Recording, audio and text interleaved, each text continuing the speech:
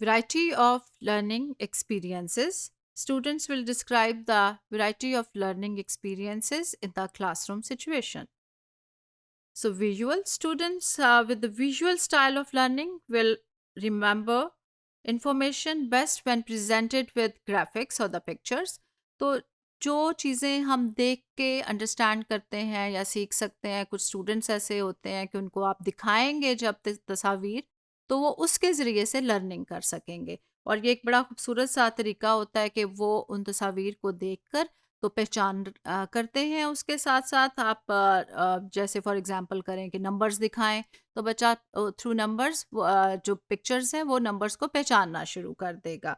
और इसी तरीके से वो अपने जो अपने साथी हैं, अपने फ्रेंड के साथ, अपने क्लासमेट के साथ भी तस्वीर दिखा के उसको भी समझाएगा और इस तरीके से उनकी एक बेहतर लर्निंग हो सकेगी।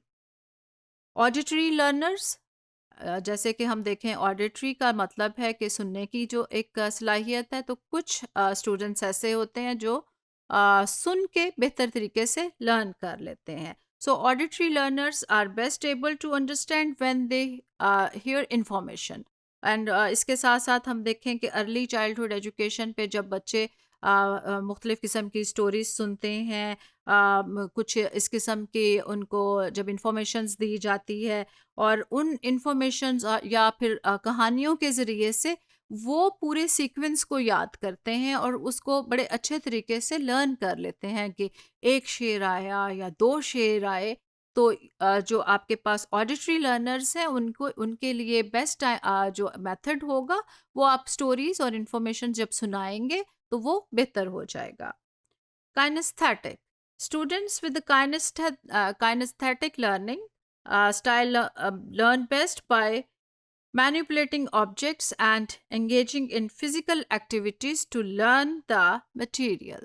काइनेस्थेटिक मीन्स के मूवमेंट के थ्रू जब काम किया जाएगा, हरकत के ज़रिए से काम करेंगे तो बच्चे जो हैं वो फिज़िकल जिस्मानी एक्टिविटीज़ उनको करवाई जाएं तो उस तरीके से वो बहुत बेहतर तरीके से लर्न कर लेते हैं। Verbal. In early childhood education, verbal learners are auditory learners.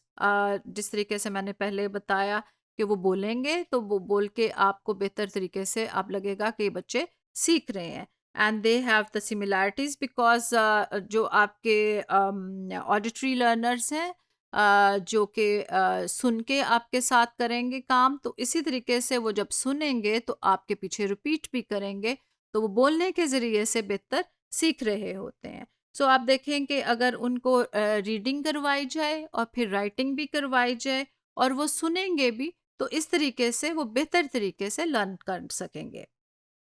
Logical और मैथमेटिकल.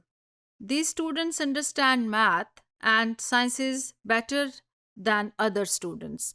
आपने बड़े देखा होगा बच्चों में कि कुछ बच्चों का इंटरेस्ट मैथ्स की तरफ बड़े बचपन से आपको नज़र आएगा, साइंसेज उन्हें पसंद होती हैं। सो इसमें आप देखेंगे कुछ ऐसा लॉजिक जिसके अंदर वो साइंटिफिकली कुछ क्वेश्चंस करेंगे, सवाल करते हुए प्रॉब्लम सॉल्विंग की तरफ जाते हुए जो लॉजिक्स हैं या मैथमेटिक्स है उसके ज़रिए से बेहतर सीख रहे होते हैं। As a teacher you should use and recognise the different types of teaching strategies, उनको आप रिप्लाई भी देंगे और फिर इसमें आप देखेंगे कि स्टूडेंट्स के पास इंफॉर्मेशन जो आपने प्रोवाइड करनी है वो किन तरीक़ों से आप इनको मुहैया करेंगे।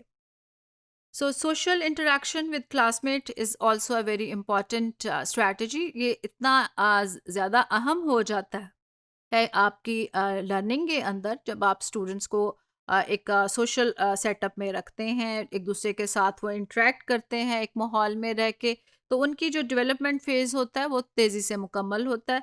सम learner but some students learn better in groups.